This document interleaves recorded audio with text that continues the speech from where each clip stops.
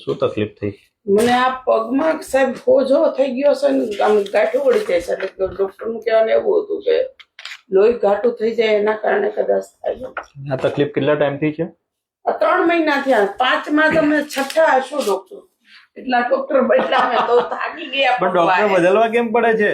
પણ દવાઓ લઉં 10 દિવસ તોય ફેર ના પડે, પછી કંટાળી ના, પણ ડોક્ટર બદલવાથી થોડું મટે, સાચું નિદાન કરવાથી મટે. તો આ તકલીફ તમારી બે વસ્તુ છે. એક ડાયાબિટીસની અસર છે તમને. ડાયાબિટીસ નથી એવું નથી, ડાયાબિટીસની સામાન્ય અસર છે. એ અસર હોય તો ઘણી વાર કેવું હોય, ડોક્ટર તમને ખાલી ડાયટ એટલે ખોરાક સુધારવાની સલાહ આપતા હોય, દવા સ્ટાર્ટ કરે એવું જરૂરી નથી.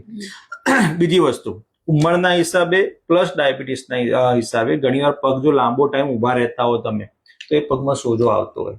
હવે આજ તમે આ સોજો દિવસે એટલો સવારે નહીં લાગતો હોય, જેમ જેમ સાંજ પડે તેમ તેમ સવાર વધતો હોય. તો એ સોજો કે તમને કઈ બીમારીના લીધે સોજો નથી. પહેલા તો મગજમાં એ નાખી થઈ જશે કે મેજર એવી કોઈ તમને બીમારી નથી, વારંવાર ડોક્ટર બદલવાની પણ જરૂર નથી. પણ થોડું મેં જે બે ત્રણ વસ્તુ કીધી જે તમે કરી જ રહ્યા છો હવે, કે પગ તકિયા અને પગ નીચે 2 તકિયા રાખવાના અને બેઠા હો ત્યારે સામે ટેબલ કે ખુરશી એવું કઈ રાખવાનું નથી.